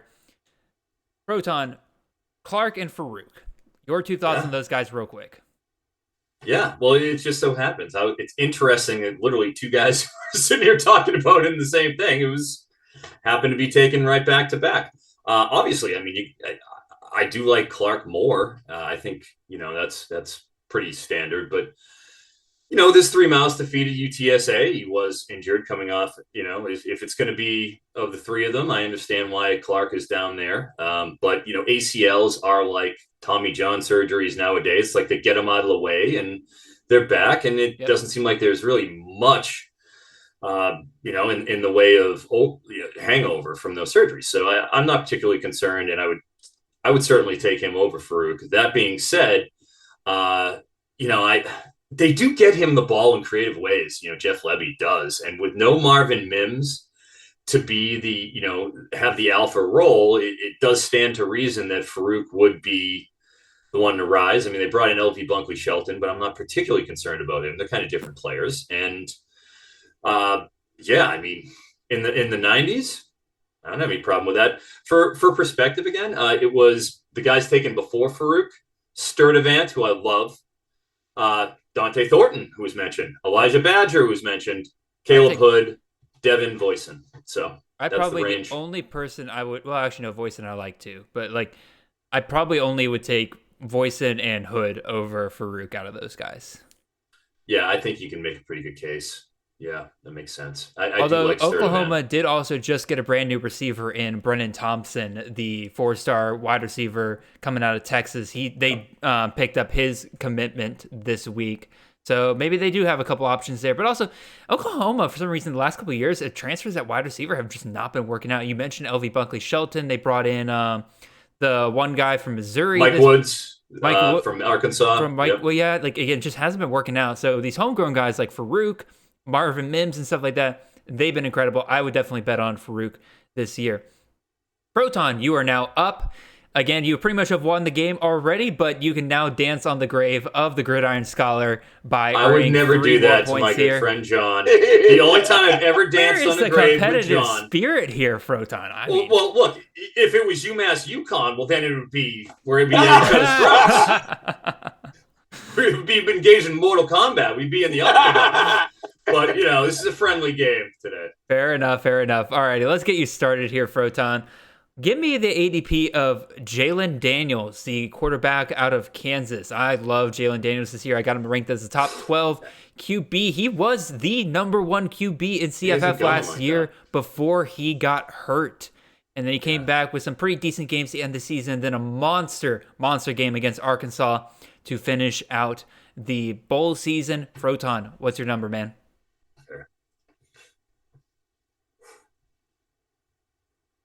The Nussmeier effect is real. Nussmeier. I've seen him go lower than I expected. No, Jalen. Oh, Jalon. Oh, I say Jalon Daniels. Jalen. I was just thinking Jaden. Did you notice Jalon Daniels? I said Froton. Let's talk about Kansas quarterback over here. Kansas, carry on, my wayward son. Yes. Okay. I like Jalen Daniels too. I do. I really think he's in for a big year this year. Yeah. I took him in like late in best balls last year because like you're going 30 rounds, and I had him in a couple CFF site ones, and I got to spike the football on that a little, so I like him. I think he's a QB. I don't think he's in the 90s. I think he's above that. I'm going to go with 108. 108. Alrighty.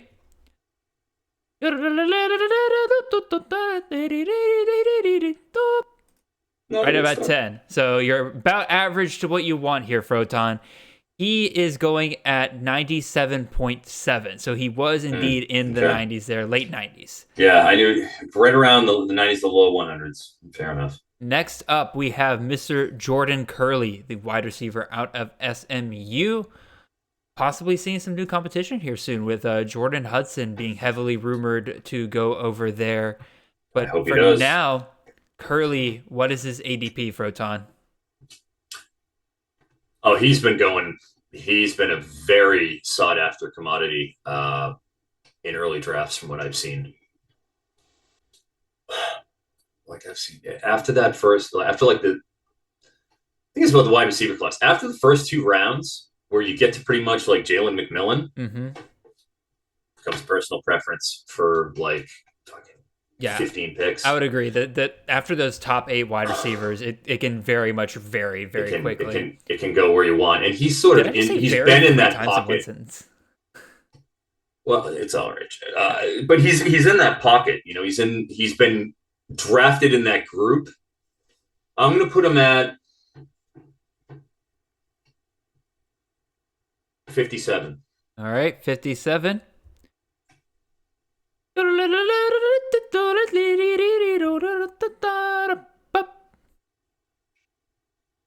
were off by 7.5. His current ADP is 64.5.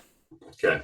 So I gave him a little more credit than I should have. Yeah. Okay. So right at the beginning of the 6th round there on average. But again, I've seen him go off in like the 3rd round. I've seen him go off in like it's that group. The 7th, 8th round. Like again, you're 100% right on that.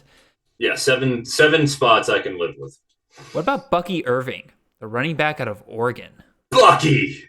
I like Bucky. I like Bucky. Like, it's tough. You can't project him in the NFL if he's I like Bucky too. Great gas station. But that's a gas station. Yeah, Bucky's in Georgia. Yeah, well, I'm sorry. We're in the Northeast. There's no Bucky's. Well, I'm in San Diego. There's no Bucky's. Sad life for both Maybe of you. Tijuana. You know, I don't know. Well, whenever you come down here, you need to find a way to a Bucky's gas station. I will be coming to Georgia. Oh, please let me know whenever you're here. I'll be here. I was thinking about coming in August. One of my best friends lives in Atlanta. Oh, nice. What's up, Abba? So I am going to go with I like Bucky, but he's in the RB3 range where I've seen him drafted. So I don't want to go too high in terms of where I'm selecting him. I think he's around the 8th round or so. I'm going to say 82. 82? Oops. Didn't do that correctly. I don't even need to do the math here. No, you don't even have to do the math. Nope, it was just an easy 10. Uh-oh, Froton, we've lost your face. Oh, jeez. No. Oh yeah, why did my little thing go off here? You went up 10 there, Froton. 10, but that's not bad. So you're still below average. You're playing with. You get one like outside of 10 here. You could be going off the cliff here soon. But let's talk about those. Yeah, I'm back. Guys. There you are, Froton. Right, Laub, tell me about Jalen Daniels, Jordan Curley, and Bucky Irving. What do you think about those 3 guys? I like Jalen Daniels a lot. I think he bounces back big time. I mean, obviously, the whole question is, does he stay on the field? Mm-hmm. If he's on the field and we don't have injuries, he could be incredibly huge. I mean, he's a dual threat quarterback. I'm a believer in Leopold and that system that he runs. So I feel real good about him.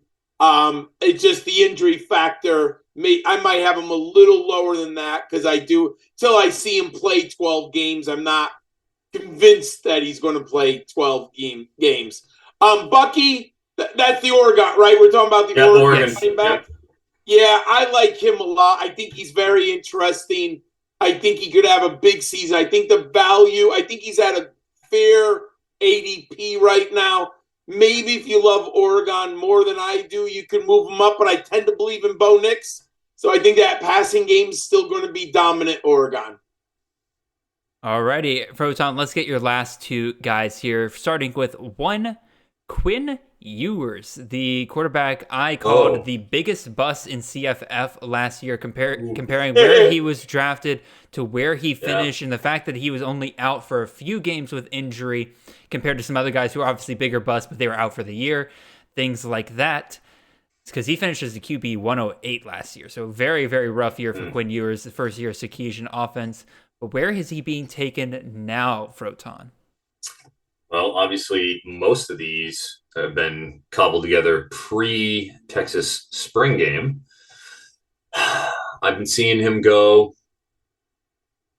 in that 13th, 14th round range. Probably a little higher now. Doing that.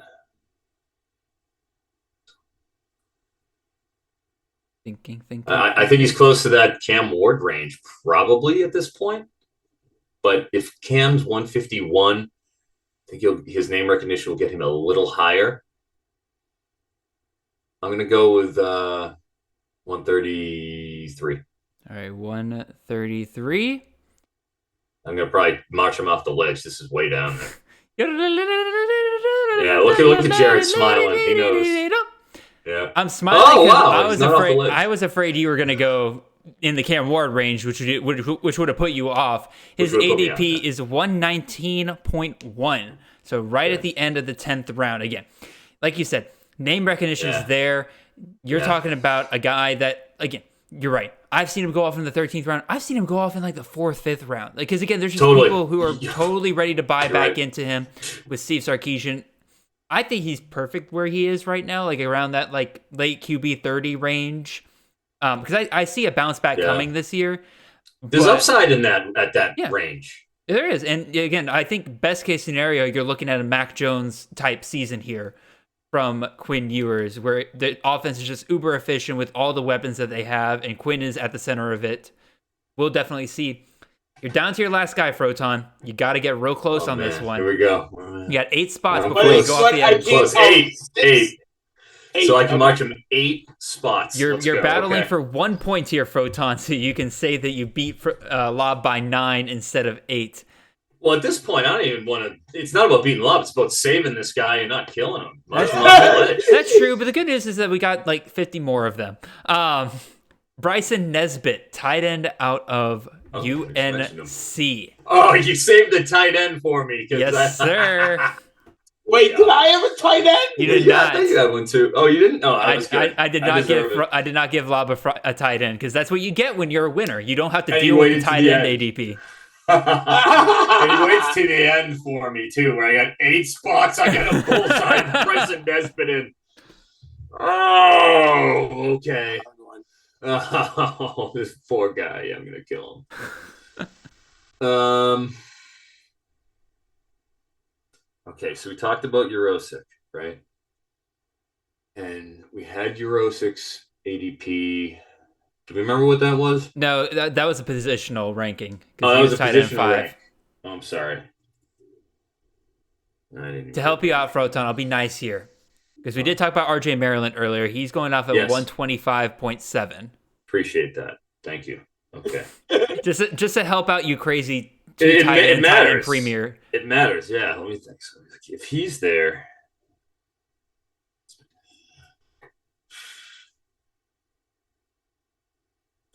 I'm going to say... The suspense is killing 121. 121. I'm going to go a little higher than Maryland. He's probably a little lower, and he's probably dead.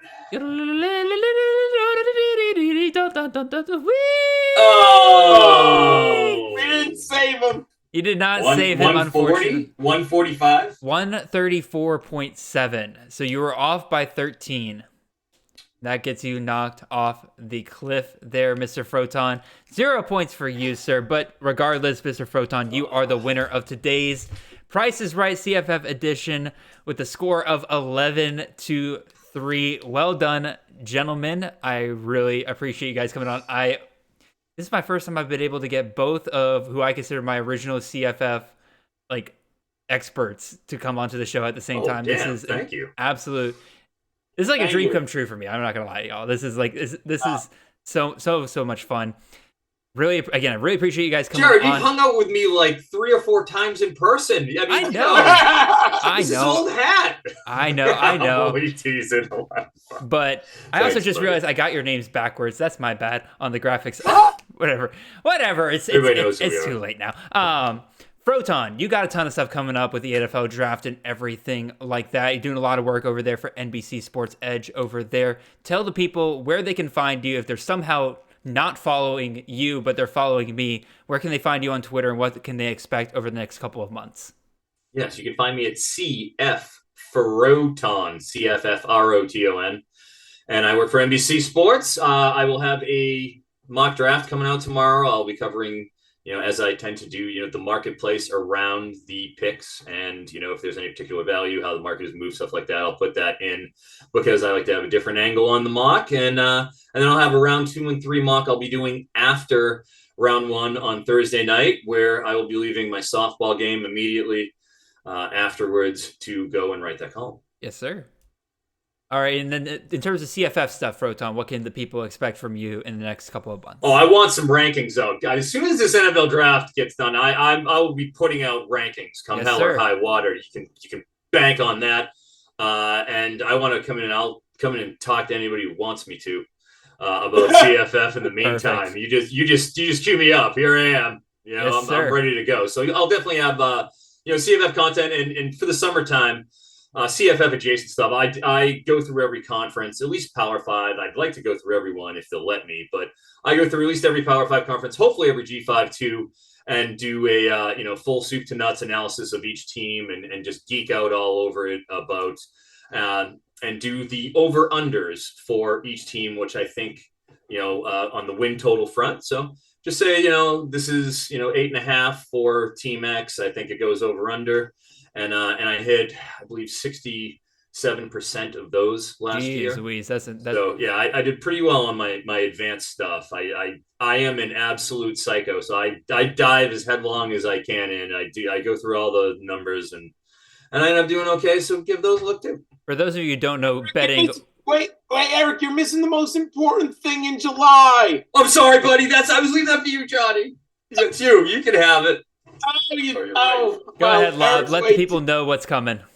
Well, so the draft is over. So after the draft, it slows down. I do a post-draft rankings and probably be on a couple shows. But then I really get to ramp up for CFF. I'm going to be doing raising for charity again with the CFF's Kings Classic. Yes, but sir. I'm also going to be hosting. I haven't decided the night of the week. It might be Monday nights. Half the money will go to the charity and half the pot will go to winner take all best ball once a week for 10 weeks leading up. I got to count backwards from the Kings Classic, figure out what 10 weeks start before the Kings Classic, which is the weekend of the 13th of August. Yes, sir. So once I start that, it'll be 10 straight Mondays of drafting with the scholar. Half the pot goes to charity, half the pot goes to the winner. I'll be hosting that. And then obviously Eric did all the hard work. I'm just kind of the mouthpiece here. First time ever, the FSGA, which is Fantasy Sports Gaming Association, right? That's what it stands for. Correct. Yes, sir. They've been having fantasy drafts in baseball and football for years. If you love the industry like we do, you've probably heard them on the radio. You've seen them in articles discussed. But Eric was kind enough to do the behind-the-scenes work. He's going to have the first ever FSGA CFF draft, which is incredible to get us a foothold in the industry. I do think you said the first week of July, probably, Eric, somewhere. It'll be somewhere in, I don't think the first week. I think it would be kind of in the middle, either second or third week, probably. And we'll have the first 3 hours of that draft for the first time ever on the Fantasy Network on Sirius Radio. That's gonna be so crazy. We will be broadcasting the first 3 hours of a college fantasy football draft.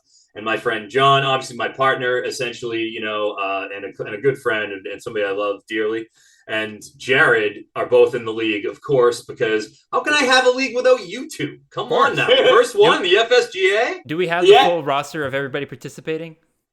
We have 16 teams right now. We added 2 more just recently. So we have it's big. It's, we're coming correct.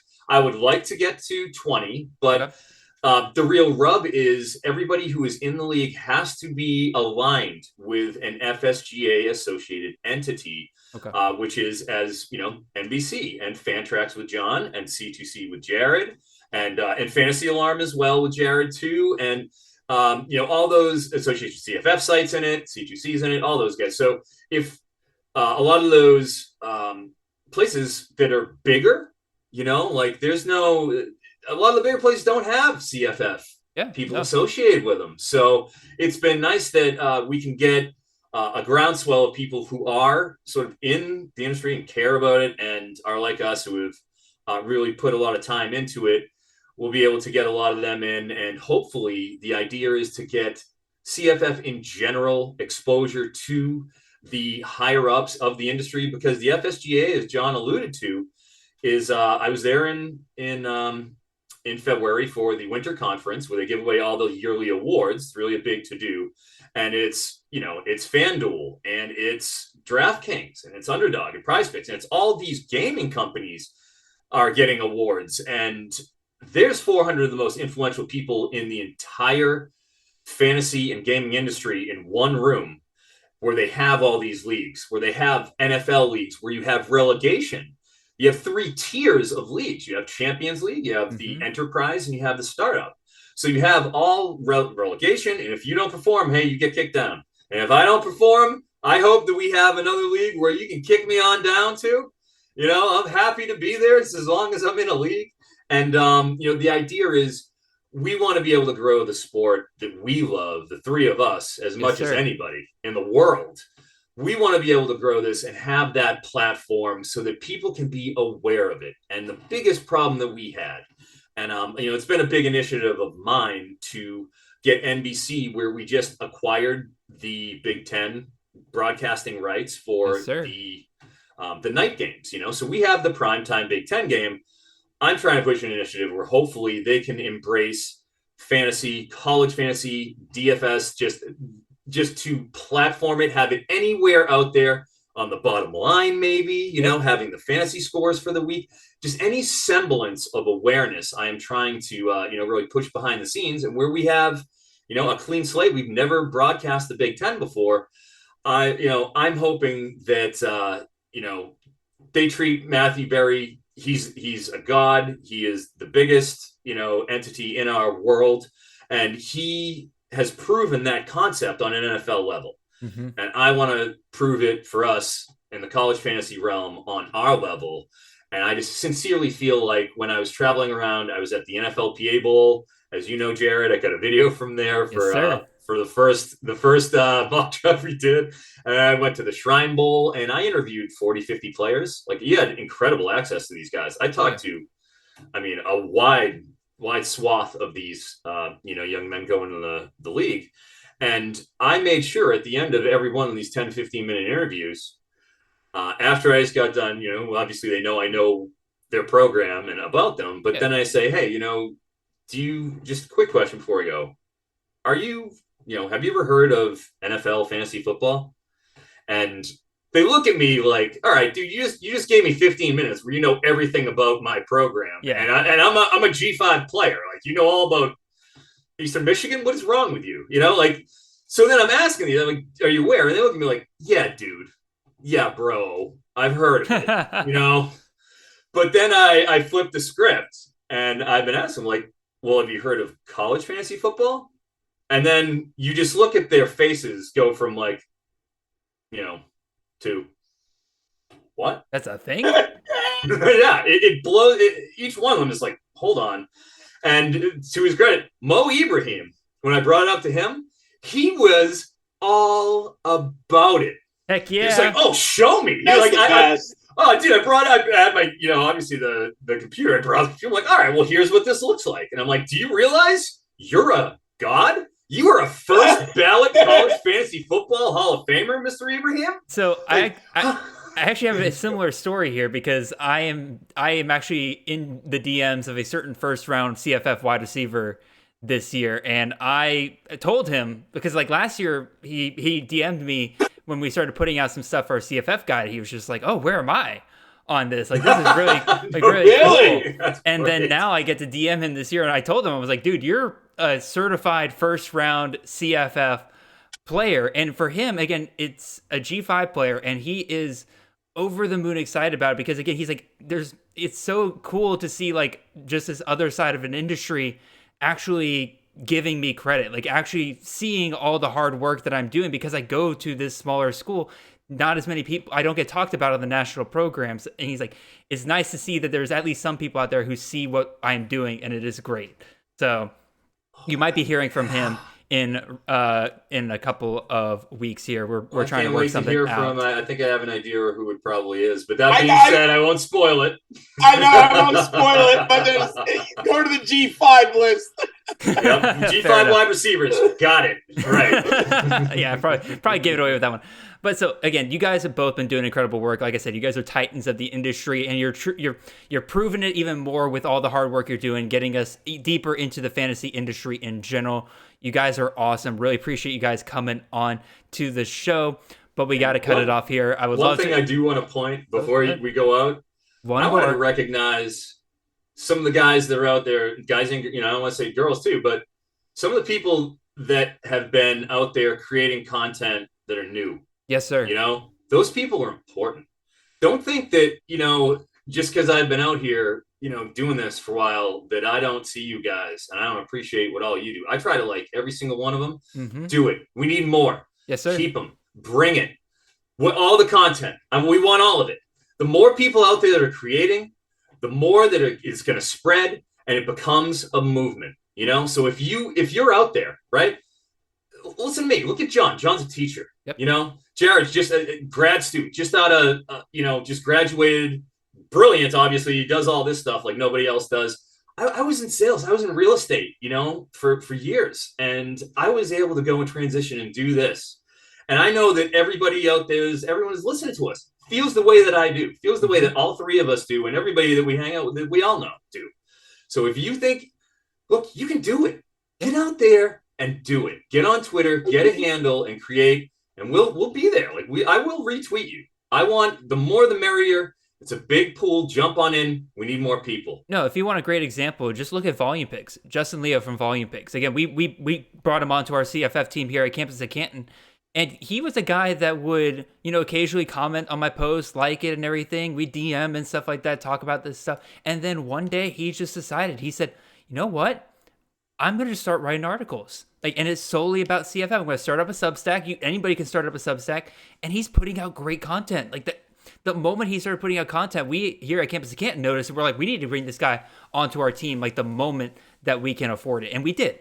And so that's the ultimate story of just this year. You got guys popping up who are new to the industry, and you can see how much support we are giving them. Again, Eric, you're fantastic. Laub, you're fantastic retweeting everybody out there. Again, when I started this show with Xavier 2 years ago, without you guys retweeting our stuff almost immediately, I wouldn't even be where I am here today. You guys, again, the entire industry is incredible. Don't be afraid to reach out to people. If you ever even think about wanting to start up a show or types of articles and stuff like that, get advice from these people. Again, we're all very friendly in the industry. Don't be afraid to do it. Yep, this ain't the NFL.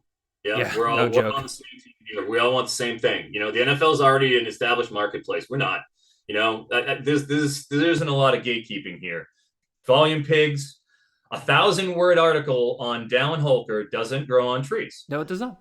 CFF lists. I think those guys are great. Yeah, great call. I love those graphics they put out. It's a different angle, and find your voice. Yes, sir. Find what your thing is. Jared found his voice. John and I have our thing. Volume Pigs is he dials down one player. He gets really granular with it. The list guys, they have the great graphics. Everybody has their niche. Toilets the Titles is great too. There's another one that's out there. I'm sorry for forgetting you with it. Obviously, Farnsworth and the boys. Yes, sir. Want to give them a shout out. I forget what's their pod again. Sorry. Ankle Biters. Ankle Biters. I love those guys. So I just want to make sure I'm sorry if I'm forgetting you, but I see you and we see you, and keep up the great work, everyone. Yeah. With that wonderful, wholesome note, I think it's a great way to end the show.